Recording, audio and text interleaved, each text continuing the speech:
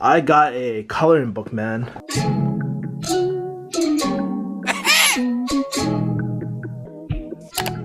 What up guys, it's your boy Kevin Yee the Farm D. Today, instead of vlogging face to face like this, I thought it was time to do some Mr. Shot City type of vlogging. The best fix is on earth, nigga. On earth. Shot City, all day. Y'all know what I wanted to show you guys was not my books per se, but recently I got a coloring book, man. This one's pretty sick. It's I didn't make my bed today, fuck. No, fuck that. I was at the Amazon store and then I was just like, you know what? Fuck it. How often do we ever get the chance to ever really just have fun and just like color and shit? So honestly, I've been looking at a lot of different color pencils and stuff, and one of the color pencils I was looking at was the OG Crayola or the Primacolor. The Primacolor ones, but those are like hella soft, and you know, you see my man hands and shit, I'll probably break that shit, man. Yeah, so I'm gonna go to Target, do a quick run over there, maybe look around at other shit and just get on with my day. But honestly, I think vlogging like this is hella fun. It's all about that Mr. Shot City, man. Vlogging, baby. 2009. Boop. And if you take a look at my old kicks, these kicks are fucked up. Look at the snow and the winter fucked this shit up. Dang, this shit is hella beautiful. I don't know, recently these days, like, it's been like about 70 degrees every single day, which is crazy for this Boston weather, because honestly, I was just dealing with the whole 10-degree weather when my dad was having problems and shit. Yeah, man, we at Target right now. Back in the day, we used to always grab shopping carts like those things over there, and we used to go into like places like Target or grocery stores and stuff, and we used to just race in the aisles. I don't know if y'all ever done that before, but we used to do that all the time. It was so funny at the time. That movie like Tokyo Drift just came out, you know? And so yeah, we just like fuck around in the grocery aisles and stuff and just fuck that shit up, man. And that's the thing though, I just love going to Target, looking at different things, all these like different crafts and stuff, and I'll spend a lot of time just wandering around the store and stuff, just looking for what I came for. Colorless pencil, baby. Should I get these ones, these 24 or the 12 pack? Dude, that's so crazy. The 369 versus 299. I'm gonna pick up these metal ones. Oh man, these are even cheaper. Huh. Damn, maybe I'll just go 12, 24, let's go with this one. You know, I was actually looking at the difference between like Crayola versus like other bougie brands like Primacolor and stuff.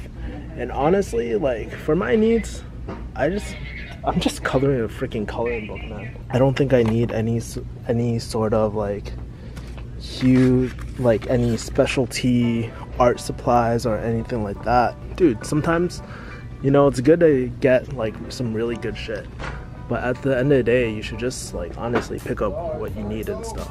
I sort of want to get into more coloring because you know, I just need a way to relax all the time, especially with doing my own business and stuff. I just wanted a way to just kick back and just relax, man. And I encourage you guys, like, if you are like me, you're a pharmacist or doing analytical stuff all the time, I encourage you guys just to kick it, dude, and just not be so focused on work all the time, man. Get yourself a notebook or a planner and just like color in that shit and just have some fun, you know? I think about days where I used to look at like Star Wars stuff. I used to just trace out like X-Wings and all that shit, and honestly, I'll be real, we were kind of tight on money. My dad was laid off a few times, you know, but we're never truly broke, right? I think during those times, we just used what we had, you know? And for y'all, maybe you can't afford like some Crayola markers or freaking highlighters or any of this shit. I mean, like literally, my dad worked for Hunt Weston, and I was literally drawing pictures and stuff on a Hunt Weston like branded, it would, like on the top it'd be like Hunt Weston and with all this like ketchup bottles and all this shit, and we would just draw on it or do our homework on it, because my dad, of course, he'd buy like stacks on stacks on stacks, you know? I think even now, like even though I'm not technically working for right now, you just gotta make do with best what you got, you know? Like for me, I wouldn't consider it a extravagant cost buying a $5 coloring book and like some $3 pencils, you know? It's not the end of the world. I'm not gonna go broke over that, you know? Even like right now, what I'm doing is just like going around Target and just going for a little walk, man, because that's one of my favorite things to do. And I'm sure, like, I know a lot of college students do it a lot too. You can wander around for groceries, for the mother eat stuff, like over there. And no lie, sometimes I do get tempted. Like recently I just wanted an air fryer so I could cook my steaks in and whatnot. It's a freaking $167 just for an air fryer. But what I realized too through that is just like, honestly, you don't need that much to be really happy with your life.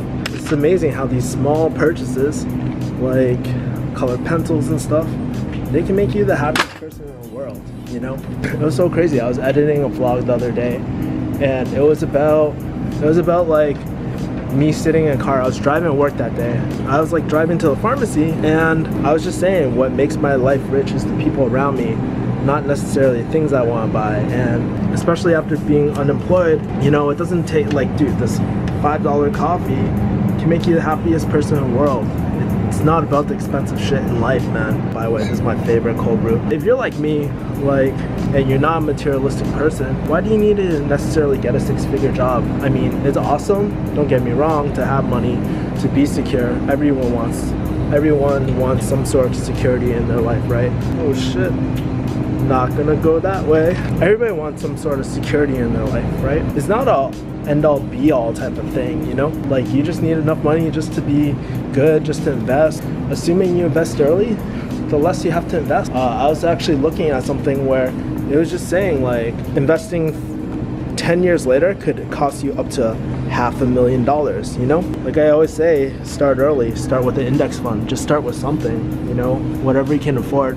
Even though you think you might be broke now, later when there's like compound interest, when your money starts making money on top of itself, you don't gotta worry about that. Oh boy, and you always, when you're at Target, you always gotta hit up the cereal aisle, because that's the mother good one. I used to love these Cocoa Puffs.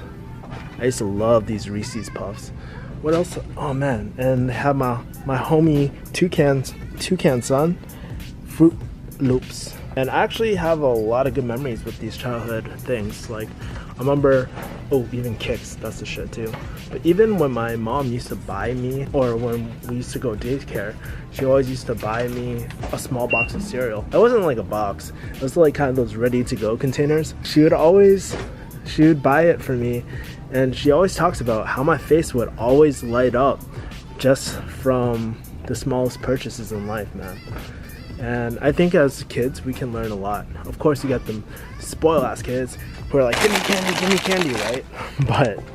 But I think like when you're a broke kid or a kid with like a family that doesn't have a lot of money, the smallest purchases can make you feel hella rich.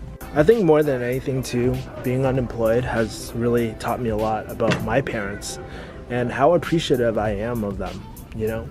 Like, they worked so hard. My dad was unemployed twice at one point, and they still made it. And I think, like, even for me, even though times are hard right now, like, I want to build this dream lifestyle of, you know, not necessarily a vlogger or like a personal finance or personal development blog, but I just want to create cool ass businesses that actually help people, man. And I don't know, I woke up, and even with the interview today, I know like in the end, maybe I might not even do pharmacy, you know? It's not something that jumps me out, but what does jump me out? It's really having my own business and stuff. I feel like that's so important, you know? And, you know, pharmacy is just a means, you know? I get to do a lot of cool things with pharmacy. I get to help so many people through my pharmacy. It's probably like why you guys even found me to begin with, right? Sometimes we gotta just realize that a job's a job and it's just a means, you know? And if you gotta work at McDonald's or do whatever the fuck you want, do it. But on your free time, make sure you're growing something bigger and creating a life that is probably better for you. Man, I can't believe I forgot a pencil sharpener too while I was here. I like literally went back to the pencil section just to pick this up and throw it in a cart. I think it's hella embarrassing. I only got 2 items in my cart. Just went on, rambled and shit. But it feels good just to kick back and relax, man. I'm not gonna lie, I felt hella awkward vlogging at places like Target.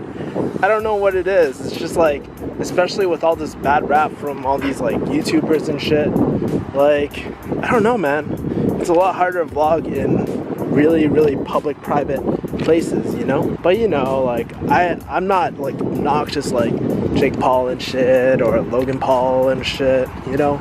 I just try to keep it 100, baby. And huge shout out Mr. Shot City, one of my biggest inspirations growing up, and I just wanted to do an OG tribute to him because he's such a huge influence on my life. Anyways guys, I'm gonna be coloring my coloring book now. Talk to you later, mother people. Bye.